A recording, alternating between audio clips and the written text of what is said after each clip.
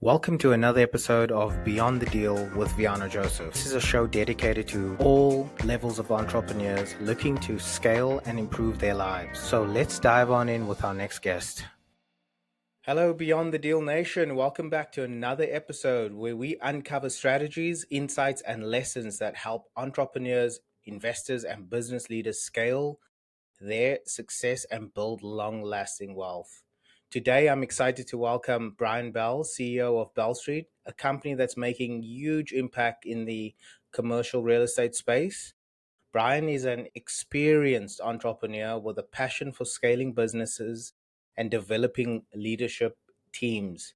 He's driving innovation in this industry, and his journey with Bell Street is a masterclass in navigating challenges, seizing opportunities, creating businesses that thrive in competitive landscapes. If you're a founder, owner, broker, real estate professional looking to take your growth to the next level, this episode's going to be jam-packed with valuable takeaways. Brian, welcome to the show, my friend. Thank you so much, Vehano. Thank you. Yeah, man. So tell the listeners your story. What inspired you to start Bell Street? I'm sure it'll be a fun one to yeah.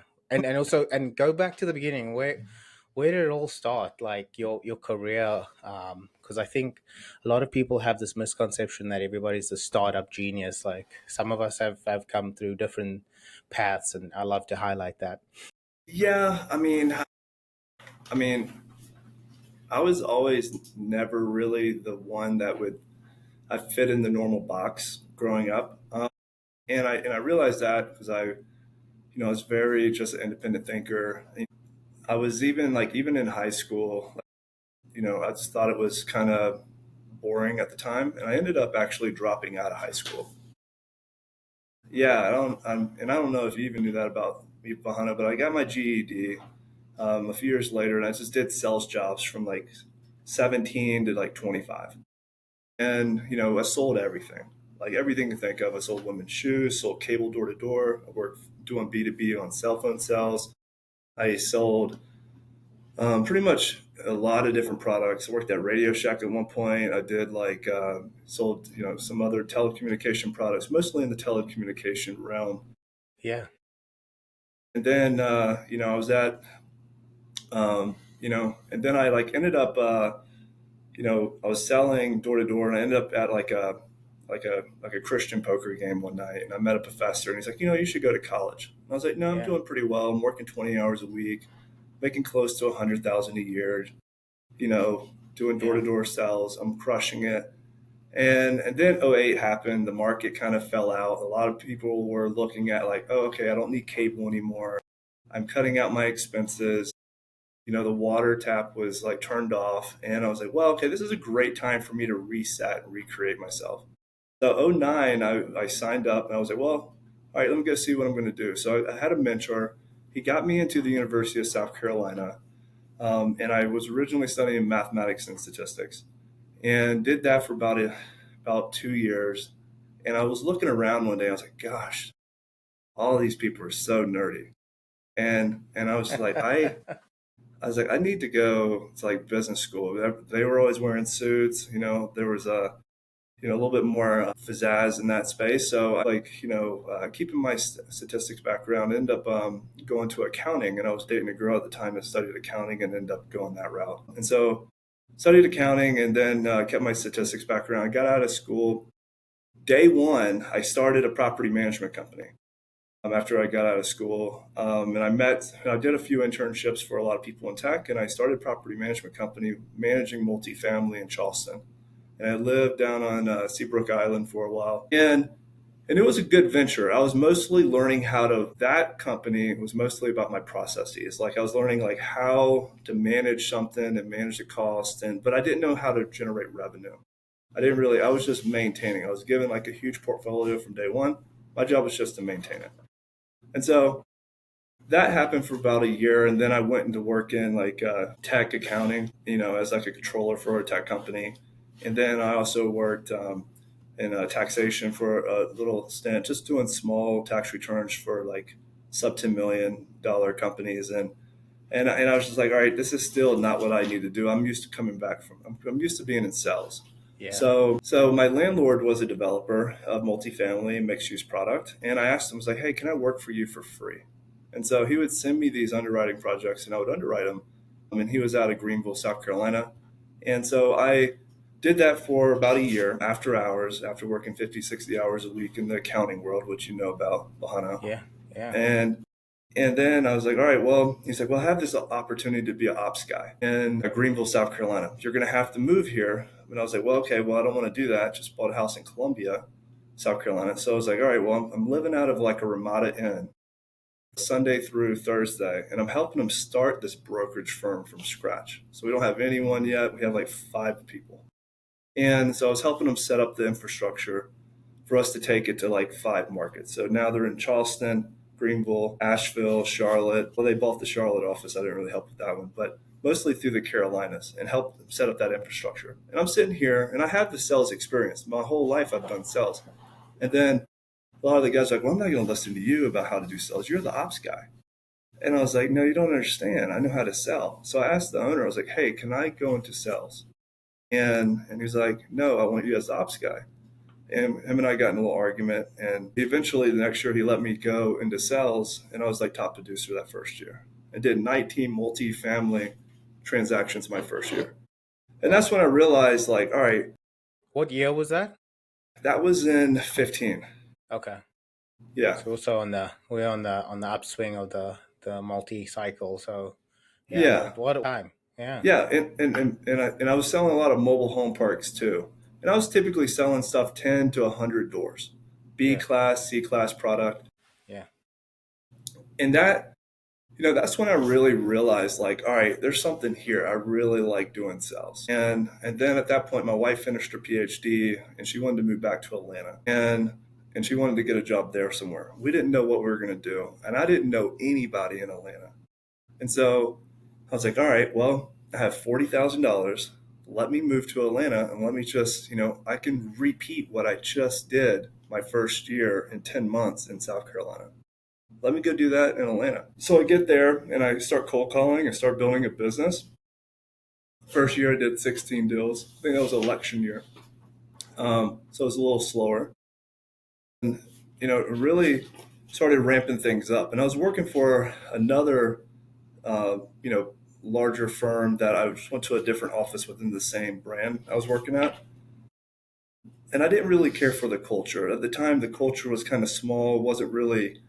And a lot of brokerages are like this, and I hate to say it like this, but a lot of them are like, there's like silos within brokerage, and everybody's competing against everyone else. Everyone's running to the printer. I know that's the case at like a lot of the firms. I won't mention their names, but it's like I was like, I don't want that in a brokerage. I want a culture where everybody feels comfortable. They come in, they can make calls, they can share a deal with someone and ask their opinion and get feedback, honest and earnest feedback without having to feel like, their deal's at, jeopardy. Yeah. And and so that's the kind of ecosystem we kind of slowly been building. And that's huge, right? Having a collaborative environment is where you foster growth and not so much cutthroat, call it gatekeeping type of structure, which I would imagine brokerage firms remind me of law firms where kind of those main partners just have their vertical and that they don't really cross pollinate between the groups. It's just they basically their own little businesses within a bigger, call it shelf or whatever. So yeah, that's incredible. I did want to highlight something that was pretty cool. So you're a recovering accountant like myself, Yes, and you're absolutely. on Yeah. your you found that your personality aligns more with sales and not with the operation side of things, right? Like realize that in myself very quickly, where I was like, this is not where I'm going to spend the next 60 years of my life, right? Sitting at a Yeah. desk, auditing companies or working on spreadsheets. So, yeah, I completely resonate with that story. And tell us what were some of the biggest challenges that you faced early on? Because now you're working in the big city and you're building your book of business in a pretty awesome time. I think that's kind of, the beauty of cycles and real estate. Actually, everything has a cycle, right? Economic Hmm. cycle, the Oh debt yeah, cycle. And absolutely. Yeah. tell me, what were some of the challenges you faced early on when you were building those businesses, or your business? You know, I think, I was thinking about this last night before hopping on this morning. I think the biggest thing, it's so easy to run something when you're there. The hardest thing was really like, when you run anything, you have standards. And I think like people will conform to your standards. So when there is a bad day, everyone kind of goes down to where that bar is. But if you expect like high standards, then like when our people are having a bad day, they still come in and they perform at a high level if you have that expectation on people. And I think like even as brokers, even though they're independent contractors, if you're going to work here, you're going to go all in. Yeah. And and the thing is, it's hard to really create a company from scratch and create those ethos, create that culture. And that was probably the hardest part, I think, on a local level. But then it was even harder when I said, all right, well, I had all these haters telling me, you're not going. Why are you getting into brokerage? Because all everyone else in brokerage, they just buy deals or they syndicate deals. They work, they are successful, they have their money, and then they go buy a deal here or there. And I did the opposite. I invested in people, Yeah. and I was like, well, let me invest in people. People are very variable. They change every day and everything. But I'm nurturing and empowering people in my space. So I grew my team in Atlanta, and the hard part was moving to Denver, and then even having people say, well, that's not going to work because you're not going to be there. But we leveraged technology. We leveraged, like we had some adjustment periods where like, the growth in that market kind of staggered for a little bit because I wasn't in Atlanta, but we were able to figure out ways to overly communicate and learn ways on how to follow up with from a leadership perspective. So that was one challenge. But I would say the first big challenge was for me going from being an independent salesperson and learning how to lead. I think being a leader is way different than being a warrior and selling on a daily basis. Yeah. Yeah, Yeah. absolutely. I definitely agree with that. I think when you're a leader, you're it's almost like it's almost I like to think of this way. When you get married, when you're single, you're go go go, you can do whatever, you can whatever. And then you get married and now you're like, I've got to take care of this person that I love, and that kind of slows you down a little bit, right? Like because you Hmm. have to really consider and things. It's not just yourself where you can take risks or go for it. And then you have kids, and so it's almost like that, right? So you're building a family and in your organization, right? So your teammates, your co-workers, your staff are a very extension of your family, and that culture that you're trying to build. And yeah, I really resonate with that. And I think seeing I've seen your growth in Atlanta, and that was incredible, just how you brought on people. And what was some of the um, what was the defining moment that you kind of touched on it earlier, but I want to dig in it for the listeners. What was that defining moment where you're like, man, I'm going to take this and go full, I'm 100% committed, like burning the ships, like this is it. What was the moment for you? I think it was in Atlanta. I had this really big decision because I was trying to recruit a lot of people and I was going cheap on my expenses, and I was like, all right, well, let me rent an office at the Four Seasons, the most expensive office building in Yeah, Atlanta, in Midtown. And I think you went to my office there. It was really yeah. bougie. I remember one time I ordered a smoothie and they brought it up on a silver platter, and the guy had a white glove and everything. It was like a $30 smoothie. People just like that environment too. Like they liked being there. I was like, well, we're going to make this work, Yeah, and we're gonna, and we still have a lot of really nice offices around the country today. But I think that environment that you create, even outside of the space, like that level of excellence, and I was just like, that's the point where I'm like, all right, I'm going all in. If this is going to either crash or burn, so be it, yeah. But like, this is it. I'm not looking back. And now we have an office in California. And I don't know if Wow. you knew that, Vehano. We have an office No. in the Bay Area. Very expensive market there. Even the rent's like super crazy, but we're slowly going into that space. We started that office about 4 months ago. Nice. But I think that was probably in Atlanta is probably when I made that decision to go all in. I mean, we've added some other verticals since then, I've always said, oh, okay, I'm going to get into syndication. I'm going to buy some real estate. Real estate doesn't talk back, but agents do. And that was always my joke. I guess you have a big history of syndication. I guess properties do talk back, tenants talk back, right?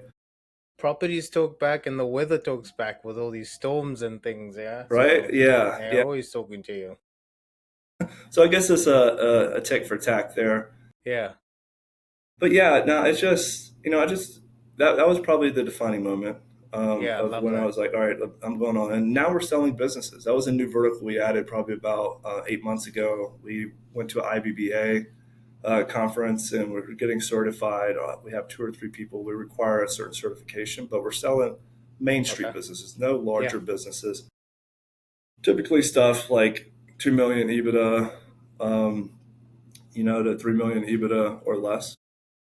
that's so fascinating because on my journey going from, real estate was really the I would call it the stepping stone into what I wanted to do, breaking out of the corporate chains, if you will. And we acquired three companies, and that was quite a I'd acquired companies in the past, but they were $3 billion companies, like Hmm. $200 million transactions, like working on those massive giant teams in my consulting life. But doing it the mainstream street businesses, I think we touched on this the other day, and I'd love to hear your opinion because you've obviously seen this.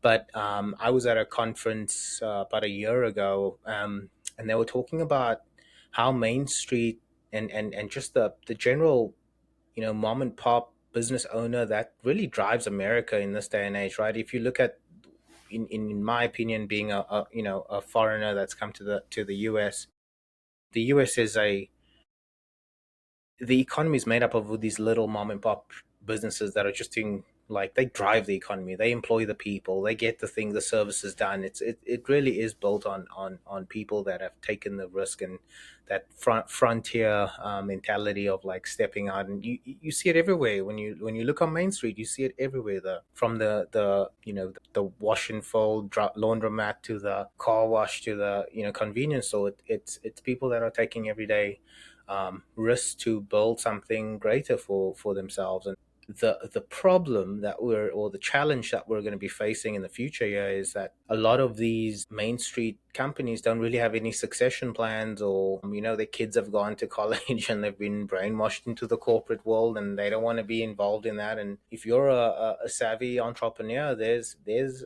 opportunity to acquire profitable, cash flowing, honest, hard-working businesses, right? That these are not, by any means, this is not a passive venture, but there's Yeah. an opportunity out But the there. thing is, the yields better. I mean, Yeah, typically more than real estate in this market. I mean, depending on the service industry.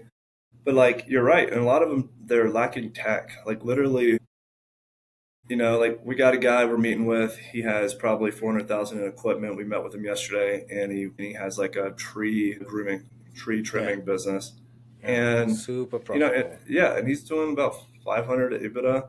And Yeah, like, he's like, not a big two yeah, two man or three shop. got yeah, two, three, four people like, and he's like, yeah, I want to sell my business, I want to sell my real estate. But the thing is, that's why we got into this space, because we had so many people saying, hey, I want to make an exit out of my business before I make an exit out of my real estate. I was like, well, okay, well, why don't we have a vertical where we do both? And so we hired some really, I mean, with my accounting background and with some of we have some other guys with MBAs from Europe and some other really sharp educational backgrounds. So we were like, all right, let's build a little ecosystem. For people that want to do that, we also require them to have a different level of education. And also, brokers can refer business to that vertical within our group. But it really also helps them out too. So they're not giving away. I've sold so many properties in Atlanta and also in South Carolina where they just shut it down. And they Yeah, were working on it for 20 years. I'm like, hey, yeah. try to get something out of it. Try to sell That's your the contracts. Try to sad. sell your, and it's sad. It's very sad. That's I've the seen sad it truth. 10 Yeah, plus times. yeah. They And, literally or just they shut don't. down. Yeah, or just starting the conversation now and just educating them on like, all right, this is what you need to do to ramp up your revenue for 18 months, and then let's make a healthy exit, even if it's a small like sub-$1 million gross revenue company. Yeah, super underserved marketplace. As one of the so one of the brokerage firm that we went to this M&A conference, they highlighted something that was pretty monumental was, they those folks don't have all of their wealth is tied up in that business. So they're either just gonna one day turn off the lights and leave, and that's it. They've made money and enjoyed, a good life, or in some cases people die, and the surviving family members have to deal with like getting out of a Yeah. lease or getting And out they of a don't, building, yeah, and they they have don't want to no deal with it. clue. Yeah, Yeah. exactly. Or their So kids don't want so to have what a anything to do with it. Yeah. yeah, 100%. That's a huge, and it's not sexy. It's boring businesses. It's Main Street businesses. But if there's anything that's taught me anything over the last 7 years of running my own private equity firm, the values in Main Street, and Yeah. Yeah. like it's hard, it's hard work, it's graft, but these services need to be done, and I think that's when everybody talks about this wealth transfer, they forget about the Main Street wealth transfer that's sitting out there. And just if you're somebody that's looking to do something different with your life. For a young person, Brian highlighted something that was very cool. You went to somebody and said, hey, I'll work for free for you, just show me what you're doing. And guys, take that up. I learned going through internships or job shadowings what companies or types of jobs I don't want to do. Right, I thought I was going to be an engineer, and I went to a engineering firm. I'm like, these guys are all dry, and it's like, no, like that's not my vibe. Right, that wasn't my Yeah. vibe. Absolutely. Yeah. So wonderful. That's so cool. So glad on you guys making that leap on the business ownership side, and I can see how that will help business owner sales side, because that'll help if they have real estate attached to those assets. Because that kind of serves both your brokerage firm and your business brokerage firm. Awesome. Yeah, absolutely. And that's another thing. I want to own some additional businesses myself. Probably not operate them, but maybe just own a piece of equity or invest in them in the future and Yeah, just maybe be a mentor for them, just seeing all yeah. these businesses. That And great I think stewardship. it's so helpful trying to help out other people that are out there struggling. Like it's a grind. Like running a company is like getting punched in the gut every day and then having like ice water poured over you in the morning and said, "Hey, good morning." Yeah, And that's the and when you own three like you, Vano, it's like wow, it's like you get punched three times. yeah, yeah. Got Or when you own a bunch of assets too, on top of that, it's like okay, let me enjoy my morning before I start putting out the fires. what's that? What's enjoying? I'm kidding. All right. No, I wouldn't have it any other way. I think it's things that as you realize, the older you get, you wanna do something that's meaningful to you, and meaningful to those around you, and the only way you're gonna create a life that's worth living is if you go out and do the things you want to do, right? So I've Hmm. always been a business guy on my side. I've always been an entrepreneur at heart, and it's been wonderful to see how some of these mainstream businesses have grown, and also the punches in the gut, they come, and you just got to deal with it and just keep moving forward, right? I think that's if there's anything that I've learned, there's always something that's going to go wrong, and you always have to just be a problem solver. Yeah, yeah, absolutely. Yeah, and Vahano, you see me from day one. I think I was just starting up. Yes. I Yeah. think I was learning how to lead when you met me, and I Yeah. was over there on Shamley Tucker, and Yeah. I I just hired remember. 5 or 6 guys. COVID just happened, and I'm like, that was the first thing. I was running a team of four people by myself, and I was doing 30, 40 deals a year myself. And then I was like, all right, I'm gonna, just had my first son, and I was like, all right, time to start growing. And then I met you, and I hired all these people, and COVID happened, and we're over there in that office, and nobody wanted to meet with you. I'm like, great, I just hired 6 people brand new to the business agents, and nobody Yeah. wants to meet with us. And Yeah. so that right there was our first That's a huge challenge we had to change. overcome. Yeah, yeah. Yeah. Yeah. Well, that gets me to another question I wanted to ask you was, you talk about your leadership style changing, and kind of like growing through those phases. What would you say? How has your leadership philosophy evolved from the Shambly Tucker days to now being in Colorado, California, and Georgia? I think um, I was a little too crude then. I was just like, hey, look, this is what it's going to have to be. Or I probably let people go that I probably could have worked. but I didn't have patience. I didn't really have a lot of patience in developing people unless they wanted to listen to me. And I was there like, and now, I mean, now at this point, like I know there's probably about 15, 20 different personality types. When they come in and start working with me, I'm like, okay, this is how I need to train this individual.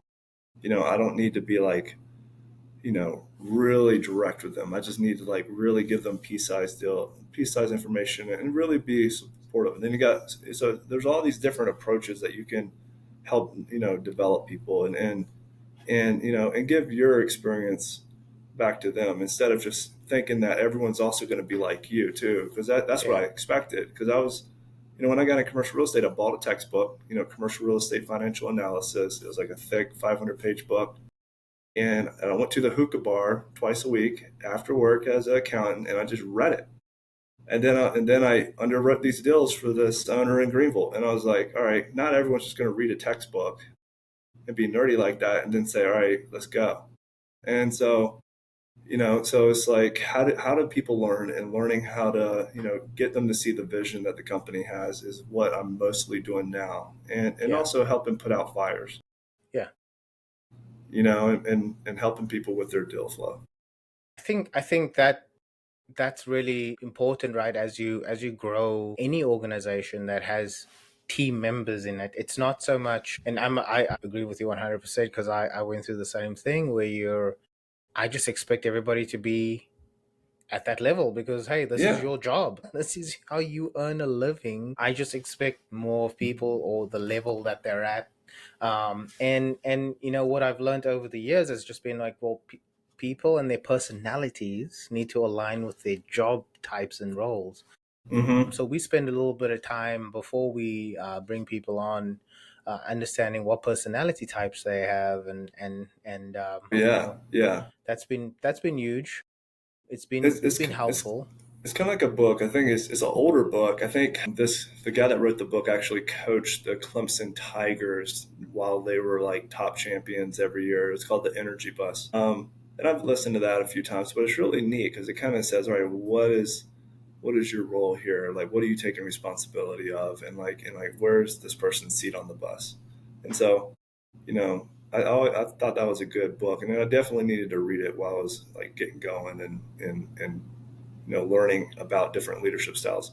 Also, another thing like I did is I invested a lot in myself. I went to a lot of leadership conferences. I paid people that were already leaders or CEOs to teach me or like let me grab coffee with them. I spent a lot on like uh, Personal continuing development. education and self Yeah. development. I think is so important because sometimes I might feel like I'm in a tunnel and I don't know how to get out of it, but it's maybe my problem's so small because someone else has already been there and I can get confidence and get certainty from someone else, and it allows me to still focus on abundance and revenue generation instead of trying to sit there and be a cog on the wheel with that one issue.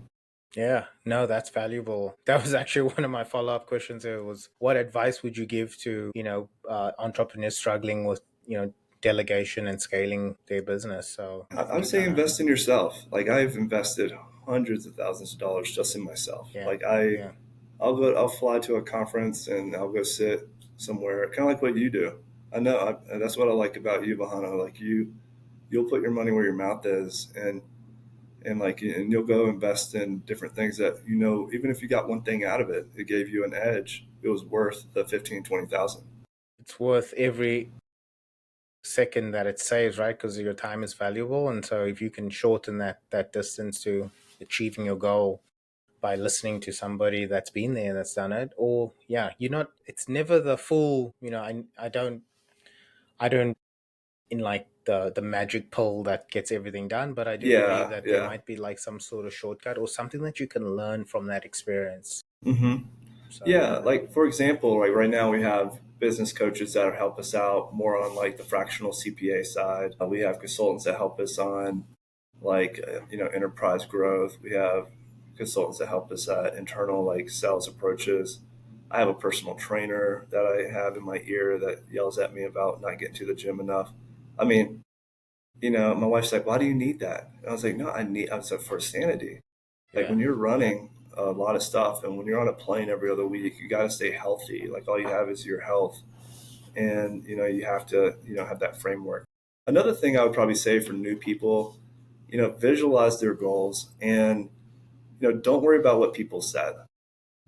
But like I mentioned this earlier, is like whenever I was starting Bell Street, and because I was a successful agent and I was top 100, every year I was at the brokerage internationally as an agent with my team, and they're like, why are you going to just like step back and start developing and growing these people? And I was like, oh, and it's like, man, Brian, this is not going to be good. You're just going to be setting yourself back. And I heard that a lot, even from some of my best friends. And I was like, wow, that really hurts. But then, you have to be a little crazy and just not listen to people when you have a vision. And then and just keep moving forward with what feels right to you. And then when I moved to Denver, I had some other people that owned other brokerages that I respected in the area. They're like, Brian, this is not going to work. This is Mm. not going to work. You're not going to be able to do this. And I was like, okay, well, I appreciate your opinion. Yeah. And then I just made it work. Good. And Yeah. so it's just like that's another thing too, because like when people have something that they can't comprehend, then they try to judge it. And I think like if you're trying to scale anything and you have something that is special to you, is like it's just like align with people that are in your corner that are like gonna pour gasoline on your growth and not Yeah. gonna be against it. Cut out the negativity, right? Cut Yeah, out all of the absolutely. negativity, Yeah, and you highlighted something earlier that your vision and your mindset, right? Your mindset needs to be like, if there's anything that you've shown, it's like you've always been a positive person, like, hey, I'm focused on the future, focused on the growth. Like, you have to be. If you yeah, start thinking about all the crap that's going to happen and all the issues and blah blah blah, let that yeah, bog you down, you're going to be stuck in the mud. So take yeah. that one step forward, and And it's unfortunately abundance. you got to burn the You got to negative burn the people boats. out them. Yeah, Yeah, you got all you the got to people yeah that you are got. I do negative. a cleanse. I feel like I do a cleanse every 4 years, where like I'll say, all right, well, or is this person bringing me value? Are they bringing me joy? Or are they wasting my time? And I have to do that because like my time is so limited, and I try to like covet my family time now, since I have two boys. They're starting to grow up, and I don't want them having the same upbringing that I had. I want them to have the best, most empowered upbringing. I like, even at night I tell my kids, it's like, hey, look, you're amazing, you're great, you can do anything. And I try to challenge them. I try to teach them about money, about taking risk. I'm like, what have you failed at today? Are you failing forward today? Even with my kids, because I think it's so important for them to learn how to make mistakes and learn how to like challenge themselves. I love that. Yeah. As you're going, my little ones are crying. Yeah, Nice. No, it's but awesome, man. Tell them I I said, will, hey. Yeah. I will. No, But it's fine. It's fine. spending, one of the things about your visual setting your mindset. What are some of the practical things that you do, like on a day-to-day basis, to keep in alignment with that? Do you have any tips for this? Yeah, I like to, this sounds pretty dark. I like to take myself, like, first, I like to, like, have some moment and kind of have gratitude. I think it's really important in the morning. I try to have some quiet time. Gratitude is super important because, like, if I'm not appreciative for what I have, for my team, where I'm going, or even the little things, then I'll take it for granted. Yeah, Another thing I like to do is I like to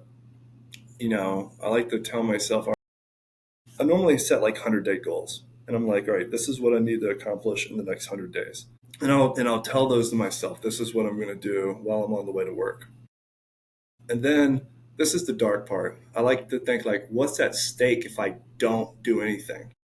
What's at stake? And I know a lot of people don't think about this. Everyone's like, rah, rah, rah. But really, what is at stake if I don't show up today? Mentally, physically, emotionally, to my guys or to my family? What's at stake? I lose my business, lose my family, I lose everything.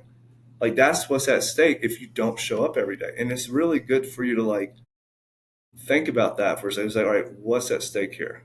Like, so where's the the wall? fear It's not like it's of a not. healthy fear. Yeah, It's yeah, a yeah. healthy fear. Yeah. You've basically morphed fear into a stick. Instead of like being a debilitating kind of thing, you've said, hey, if I don't do this, then this is going to happen, so get your Yeah. ass up and go get this done. You're very like, And I man. meditate on that. I'm like, hey, what would this feel like? What would this be Yeah, like if I had to go backwards? And I was like, Yeah. I don't want this. And then I remove it, and then I say, all right, I'm going to hand it over to God. Yeah. Let's go ahead and grow. Yeah. Let's go ahead and set the tensions forward. That's awesome. That's Um, what a nice practical tip, guys. Like get your mind right, get your day started in the right way, right? Like gratitude is huge. Yeah. I love that. yeah, and the thing is, like, everything I think is energy. You know what I mean? Like, every one of my guys, I come in, first word they come out of their mouth, I can tell if they're having a great day, a subpar Yeah. day, or they're Yeah. just like struggling.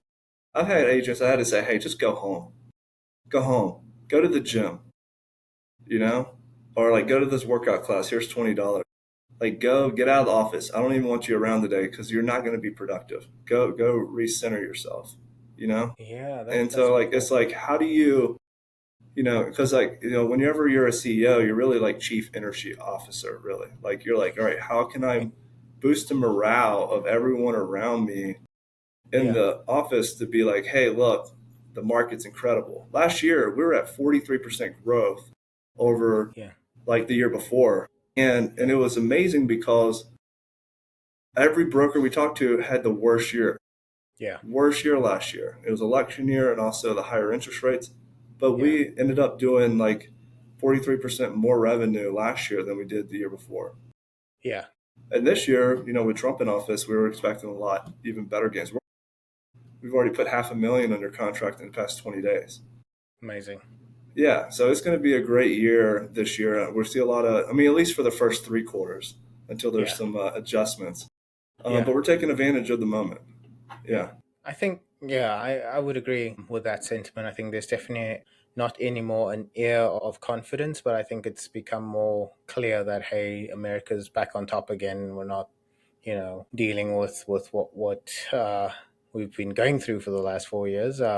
And yeah, it certainly has been tough. I think what you've demonstrated is incredible. Instead of staying in one market, you've expanded to other markets and you've seeked out opportunity where others were, and I think that's a lesson for everybody. If it's not working in your current environment, your environment might not be right. Or if it's working and you can go replicate this in another environment, Hmm. go for it, right? Like that's huge. That's Yeah, and that's what we're doing this year. This year, we're fine tuning our processes. Because the thing is, whenever you have 3 markets, it's a lot more cost, a lot more rent, a lot more oversight. And the thing is, you just have to over communicate and set the expectations every day and over communicate.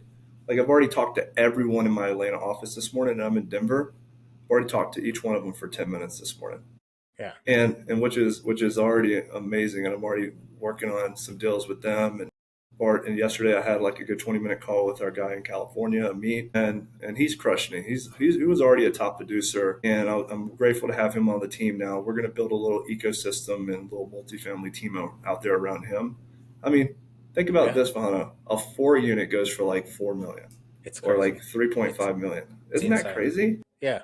It's insane. How's the rent rates out there from The a they're I multifamily? mean, the thing is, it's all about the rubs. They call them the rubs. So every Yeah. county, every little city has like a rent adjustment. So you can only raise the rent 3%.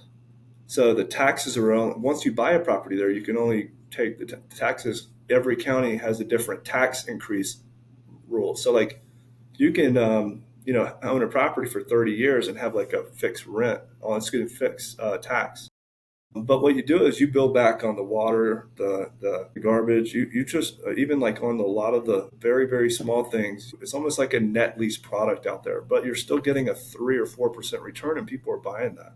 Yeah. I just don't get It's it. But different. It's people, different capital, and yeah, if yeah, there's anything I've learned, and I'm sure you've also seen, like you look at a deal, I'm like, this is nonsense, but someone's going to buy yeah. it because there's a different need for that capital that they have, whether it's just for the depreciation or whether it's Hmm. for the hey, this is a solid market that will be around forever. And so if they're building a long lasting portfolio, these people have, like, I mean, look at New York, look at Miami, look at people just piled cash into those places because they're the larger stars on the map, Yeah. but they're not necessarily the greatest yield or the greatest investment from a ROI standpoint. So, Yeah. Yeah, and the thing is, like the job growth out there, you got a lot of tech money, you got a lot of Yeah. people, high income earners, and Yeah. so your tenant mix is different.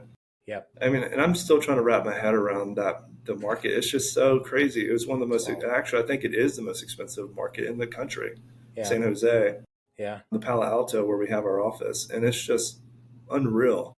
And whatever you do, don't leave your stuff in the car. Your car, the police out there don't care. Like they'll Yeah. pop the back window of your car and then like take your stuff, and then the police will come and say, okay, whatever. Here's a police Yeah. report.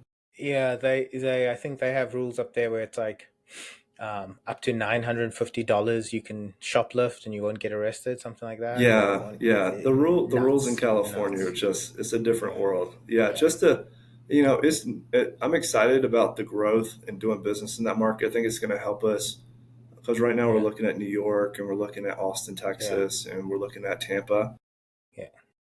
for other growth markets. But Well, I think if stomping we can grounds. make it, yeah, I remember that. Yeah, Tampa. So like if we can make it in California, I think we can make it anywhere through the Yeah. regulation and all the Well, loopholes.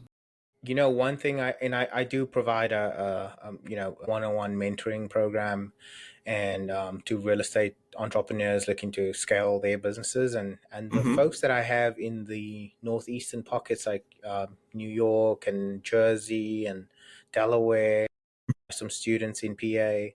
Nice. I'm noticing that there's like the yield, like how we always looked at like the 1% or the 2% rule, just, and for listeners, Hmm. if you're buying a property that's $100,000, you want to make at least, back in the day it was 2%, so Yeah. 2% of that 100, and now it's 1% of the 100 in cash flow, and people are Yeah, getting with the debt 1%. service. Yeah. Yeah, and so you can cover all of your costs, right? So that's just a quick Hmm. metric. We're noticing deals start to trend back up in some of those submarkets, and I'm kind of surprised because I'm not seeing that in Georgia. I'm not seeing that in Texas, because rents Yeah. are kind of Yeah. flat to down. But I think the pricing, because so many people have left those regions, pricing has Hmm. seemed to, it's not like fire sale, but prices Yeah. seem to be reasonable, and there's Yeah. reasonable yield and there's good Hmm. jobs, and I'm excited to see, make manufacturing great again. Hmm. I think, well, there's going to be a big influx of jobs, and so some more stability in that renter nation kind of part of our communities. Yeah. There's definitely been a pullback in multifamily Yeah. here as well. It's kind of like stagnant right now, but I think we're Yeah. starting to see a lot of momentum. A lot of people wanting to go back to market or revisit it.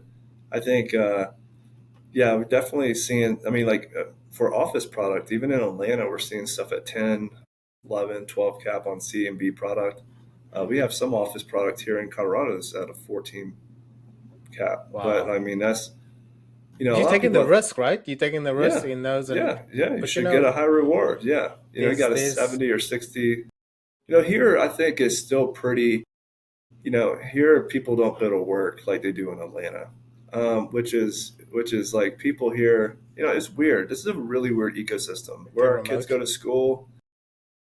Half the parents are like, I don't know, they're just like trust fund kids, or they have a bunch of Oh, okay. money, and so like up there where we live on Lookout Mountain area or up in the mountains, it's just like 15% of the state here is typically millionaires. It's just weird. So Yeah. the culture here is weird. Like, so if they could work from home, they'll work from home. So, you see all these people in pajamas dropping off their kids in the morning. And I'm in a suit and I'm like, God, am I the only one going to the office today? Probably, But yeah. Colorado is just a different beast. But I mean, Yeah. people have been moving out of Colorado because they can't Mm. afford it. Yeah. If you're Yeah. making under, CK a year here, it's a struggle. Yeah. Yeah. Yeah. You're working another job probably.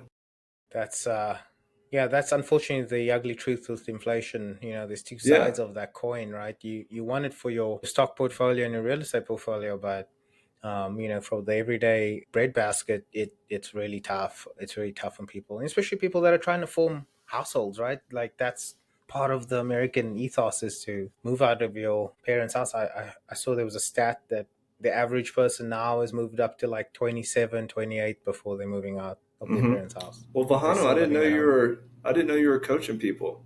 I need to Yeah, start coaching with yeah, you. I mean, yeah.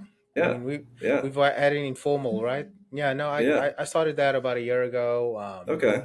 it's been it's been rewarding for the soul. It's Hmm. more Yeah. of that, like just seeing people like one of my students was stuck for like 8 years at 80 units, and now they're at 300 units because we put a Nice. little free framework in place, and they had Hmm. everything they needed. So anyway, it's just a matter of you know getting a little bit of adjustment, and then Yeah. making sure that they understand their own vision, right? So kind of going back to what you were saying, like, oh, is Yeah. that Well, really what you want I to do? mean, I remember when you scaled so fast, and I was like, wow, how is he doing this? Because you're like, I remember you had like that 150 unit Yeah. or 48 unit or something down in Tampa, and then you bought another one near it, and then you got another one, and then you started buying up here in Atlanta and in Alabama and all these other markets, Texas, Texas, North, South and then I'm like, man, Carolina. he did Yeah. all that in like 3 years, 2 years, Yeah. something like. I'm like, man.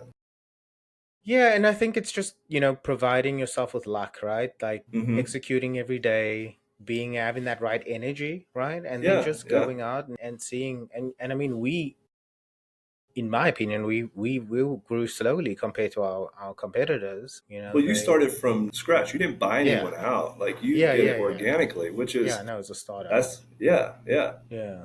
It I think that's the hardest part is just getting the engine, getting the train moving. Yeah. Well, I Yeah. started small. So with a duplex, and then a seven Hmm. unit, then a 14 Yeah. unit. I first had to prove the thesis, understand what this thing was all about, right? Because I quickly learned that there's things that I know, and everything I don't know, I need to make sure I have a person for that, or a Hmm. partner, or a guy, or whatever, right? So, Yeah. that's just kind of, and then you get the closed minded mindsets that are like, no, I need to do everything, and I need to control everything, I need to do all that, and that's not always the quickest path to scale. Yeah. That's the hard part. Trusting other people. Yeah. It's To do the $15 an hour stuff that you're trying to hold on to. Yeah. Yeah, it's insane. Okay, well, what's on the horizon for Bell Street? I mean, you've given us such good insight into your growth, and kind of the challenges you guys have faced. But what are you excited for the next year? I think really we're adding a lot of agents to our existing markets, mostly California. We're trying to really, throw a lot of resources at California this year, get that San Jose market, get it stabilized, just like we did with, Denver 2.5 years ago. And now everyone in town knows us here, which is great because we're moving in shaker. I think we even did the largest industrial deal last year, Amazing. for all of Denver, and it was like showcased in the Colorado Real Estate Journal here. So like I think really just continuing to gobble up market share, show the other commercial agencies here that we're here to play. And then also still to, go back to our core, it's just developing talent and bringing in good people that just want to work.